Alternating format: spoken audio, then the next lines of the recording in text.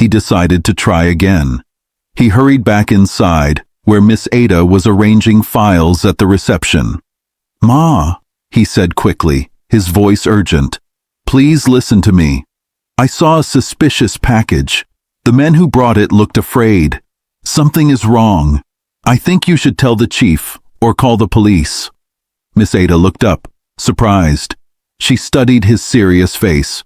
For a moment, she almost laughed, but she saw the intensity in his eyes. "Archie, are you sure of what you were saying?" she asked. "Yes, Ma," he said firmly. "I am not joking. Please check the package." Miss Ada hesitated. "You know this is a big company. We cannot raise alarm without reason. It may just be office equipment." "But Ma," Archie insisted, "what if it is not? What if it is something that can harm people?" His voice trembled, but his words were steady. Miss Ada sighed, troubled. "All right, Archie. I will mention it to the head of security, but you must not cause panic, okay?" "Yes, Ma," he said, bowing quickly. Relief washed through him. At least someone was willing to listen. Archie waited outside the building, pacing nervously. His stomach twisted with tension. What if Miss Ada forgot? What if the head of security also dismissed it? He glanced at the tall glass building.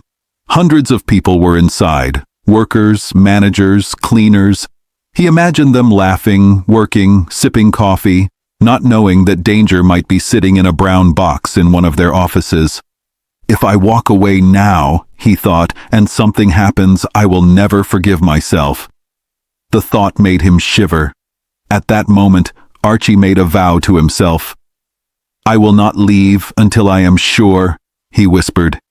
"Even if they laugh at me, even if they push me out, I will keep shouting. I will not let this place be destroyed." It was the bravest decision of his life. And though he was only 10 years old, his heart carried the weight of 100 men. Little did he know, his stubborn courage was about to save lives. Archie waited outside the grand glass doors of Ogunlola Holdings, his small hands clenched into fists. He had done his part. He had spoken to Miss Ada, who promised to alert the head of security, but his chest still burned with unease. Every second that passed felt like an hour. Workers streamed in and out of the building, chatting, laughing, carrying files and laptops. None of them knew that danger might already be inside. At last he saw Miss Ada hurrying toward the security office with a worried expression. Archie's heart thumped. "She is taking me seriously," he thought. A few minutes later, the head of security, Mr. Okoro, a stocky man with a no-nonsense look, came out. His brows were furrowed as he spoke briefly with Miss Ada. Then he turned his eyes toward Archie. "You, boy," he called sharply. "Come here." Archie walked forward quickly, his small frame straight and unafraid. "Miss Ada says you claim to have seen something suspicious," Mr. Okoro said, folding his arms. "What exactly did you see?" Archie met his gaze. "Sir, I saw 2 men bring in a large brown box from a white van. The men were not regular drivers. They looked afraid. The box had no label, no address, nothing. They carried it in quickly and left. Sir, I believe it is dangerous." There was silence. Some staff passing by stopped to listen. Mr. Okoro raised an eyebrow. "And how old are you?" 10 years, sir." 10, the man muttered, half amused, half doubtful. "And you think you can tell us which package is dangerous in this company?" Archie's voice trembled, but his words were steady. "Sir, I may be a child, but I know what I saw. Please just check it. If I am wrong, I will take any punishment you give me. But if I am right—" He let the words hang, his eyes pleading. Mr. Okoro studied him for a long moment. Something about the boy's courage unsettled him. Finally, he nodded briskly. "Fine, we will check." The security team began tracing the package. Archie followed them timidly into the building, though he kept to the side. The corridors were buzzing with workers who had no idea what was happening. At last, one of the guards pointed to a storage room near the basement. "It was dropped here," he said. They opened the door, and there it was. The large brown box sat in the corner, untouched, sealed tightly with tape. Mr. Okoro frowned. "Who received this delivery?" One guard shrugged. "It came this morning. I thought it was from logistics." "There is no label," Mr. Okoro growled. "No company name, no sender." For the first time, unease flickered in his eyes. He turned to Archie. The boy's small face was pale, but his gaze steady. "Call the police," Mr. Okoro barked. "Now!" Within minutes, sirens wailed in the distance. Workers began whispering, sensing something unusual. Soon, 2 police trucks and a specialized bomb squad unit pulled up at the gates. People rushed to the windows, murmuring anxiously. Some took out their phones, trying to capture videos, but the guards quickly ordered them back. The bomb squad leader, Captain Hassan, a tall man in black uniform, entered briskly. "Where is the suspicious package?" Mr. Okoro led him to the basement. Archie trailed behind, his heart hammering. When Captain Hassan saw the box, his face hardened. He signaled to his men, who immediately began setting up their equipment. "Clear the building," the captain ordered sharply. "Now, evacuate everyone." The company erupted into chaos. "Evacuate! Everyone outside!" the guards shouted. Workers dropped files, abandoned laptops, and ran toward the exits. Chairs clattered, doors slammed, alarms blared. Miss Ada grabbed Archie's hand. "Archie, come outside quickly!" But Archie shook his head stubbornly. "Ma, I want to see what happens, please." She hesitated, then sighed. "Stay close to me then." Outside, the compound filled with terrified staff. Some whispered prayers under their breath.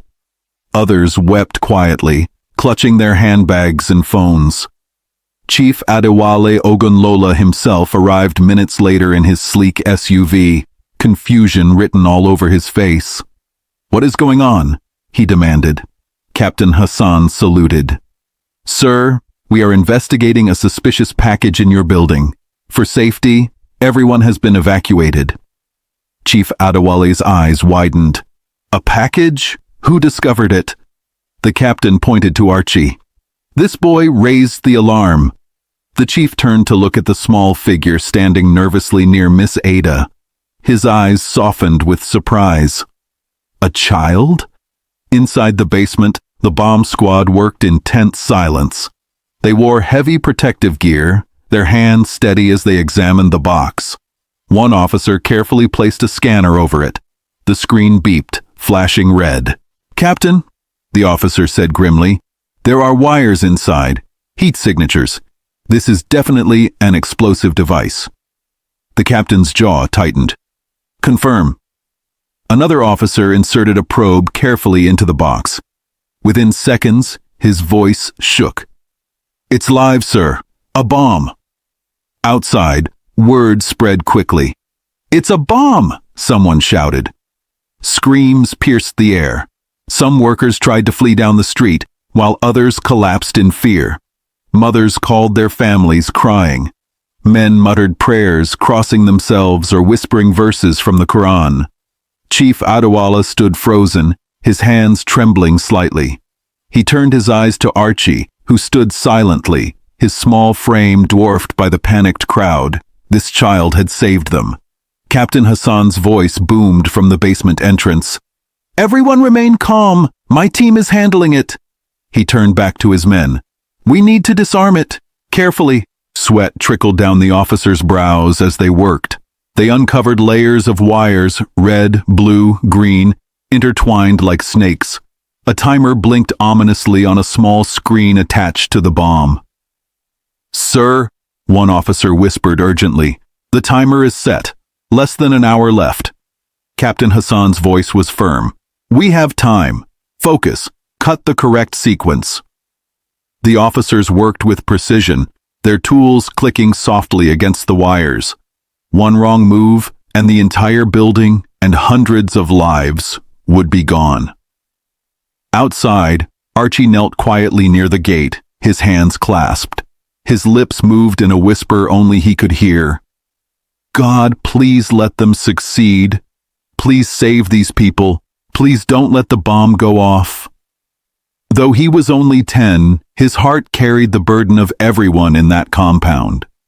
Miss Ada stood near him, watching with tears in her eyes. You are brave, Archie, she whispered. So brave. Inside the basement, the tension was unbearable. The timer ticked steadily. 40 minutes, 35, 30. At last, Captain Hassan signaled, "Cut the blue wire, now!" The officer obeyed, his hands steady despite the sweat dripping down his face. Click. For a moment, the timer flickered. Everyone held their breath. Then, the red light went out. The ticking stopped. Bomb neutralized, the officer announced. A collective cheer erupted inside. When the news reached outside, the compound shook with cries of joy. People hugged each other, wept openly, and fell to their knees in thanksgiving. "It is over!" the guards shouted. "The bomb has been disarmed!" Chief Adewale, trembling with relief, turned again toward Archie. The boy was standing quietly, watching the crowd, his face solemn. The chief walked toward him slowly, then placed a heavy hand on his small shoulder. "My son," he said hoarsely, "you saved us all. If not for you, this company would be in ruins. Hundreds of lives would have been lost. You are not just a boy, you are a hero." Archie's cheeks flushed, but he spoke calmly. "Sir, I only said what I saw. Anyone could have done the same." The chief shook his head firmly. "No, Archie. Not everyone has the courage to speak. You did. And because of you, we are alive." Workers surrounded Archie, their voices filled with gratitude. "God bless you, Archie. You are our angel today. See this small boy. He has saved us all." Phones clicked as people took pictures of him, though he stood awkwardly, unused to the attention. Miss Ada wiped her tears and bent to his level. "I am proud of you, Archie. You reminded us that even a child's voice can matter." Archie smiled shyly. For the first time, he felt seen, not as a delivery boy, but as someone who mattered. The sun had begun its slow descent over Ibadan, casting long golden rays on the glass walls of Ogunlola Holdings. The once chaotic compound was now quieter, though the air was still thick with shock and relief. Staff members huddled in small groups, murmuring prayers of thanks, calling their loved ones and exchanging trembling embraces. The police trucks remained parked outside the gates, their flashing lights reminding everyone of how close disaster had come. The bomb squad carefully loaded the now defused device into a secure container. Cameras clicked as journalists, alerted by the sirens, swarmed the area. But in the midst of all this noise and movement, one small boy stood still. Archie Adeyemi, the delivery boy. His brown shirt was dusty, his slippers worn, but his face carried a quiet strength that made even the adults pause. He was only 10 years old, yet he had changed the fate of hundreds. Chief Adewale Ogunlola, the wealthy owner of the company, stood tall before the gathered crowd. But for the first time in years, his voice trembled as he spoke. "My people," he said, "today we were close to tragedy. If not for God's mercy, this building would have been ashes, and many of us would not be standing here." He turned, his gaze falling on Archie.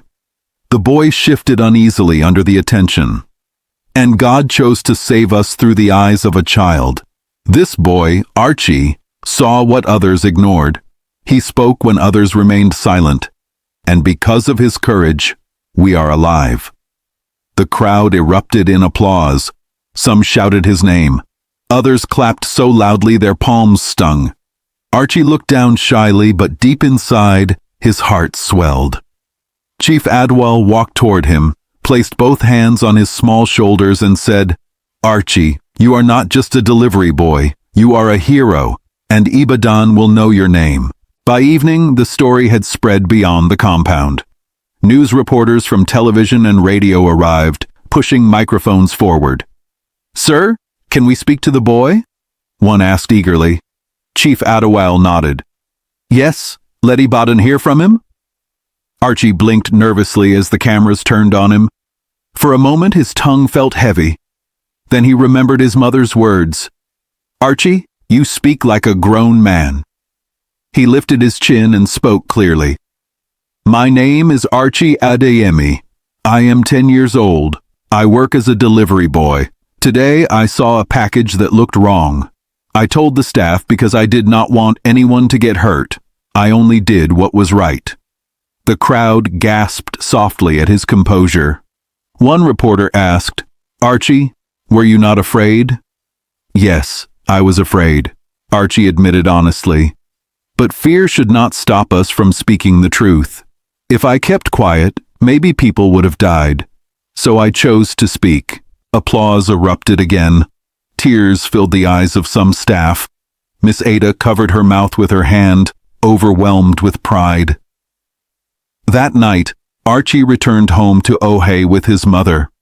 The narrow street buzzed with unusual excitement. Neighbors had already heard the news from the radio and were waiting outside their small room. "Archie, our hero!" they shouted as he approached.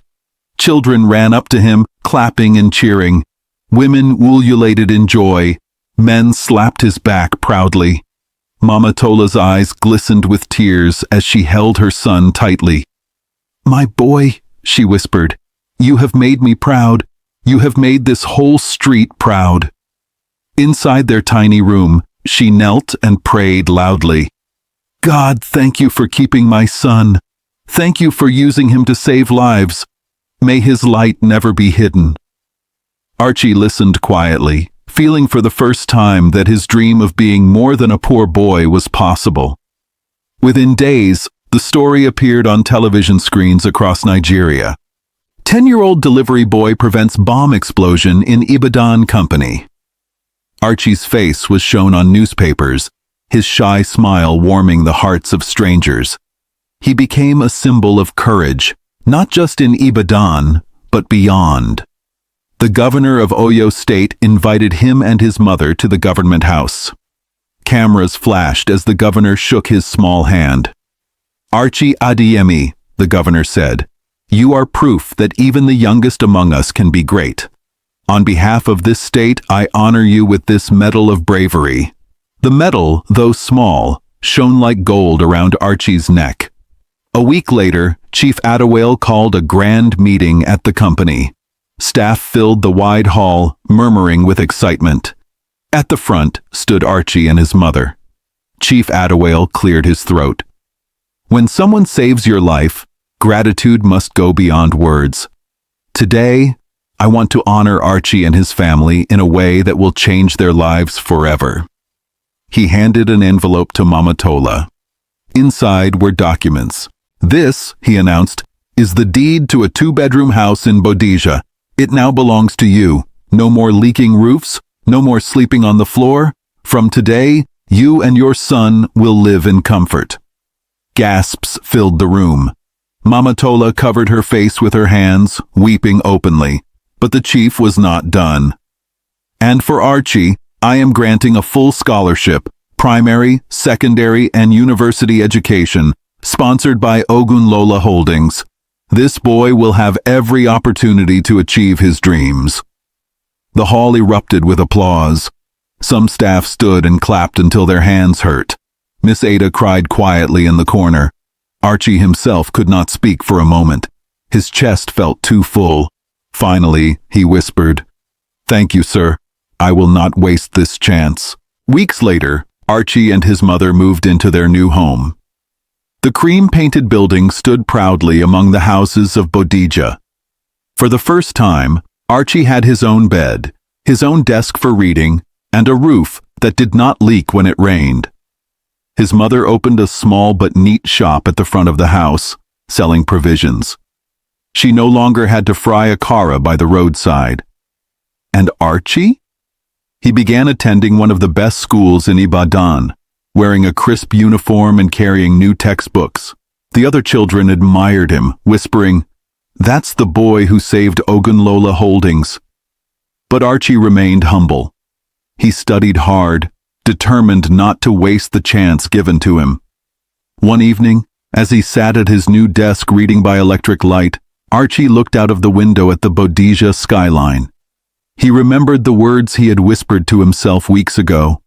"If danger comes, I must be brave." He smiled faintly. He had been brave, and it had changed everything. "Mama," he called softly. "Yes, Archie," she replied from the kitchen. "One day I will not just be known as the delivery boy who saved a company. I will be known as a man who changed lives." His mother's voice trembled with pride. "And you will, my son. You already have."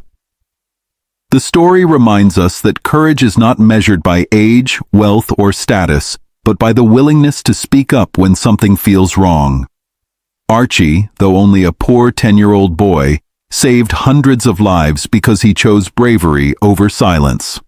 We learn that no voice is too small to make a difference, and that paying attention, acting responsibly, and speaking the truth at the right time can protect not just ourselves, but an entire community. Thank you for watching this story on Afrotales TV. If you enjoyed it, please give it a thumbs up, leave us a comment, and share with friends and family. We have more beautiful stories coming your way. So subscribe and stay tuned. See you in the next one.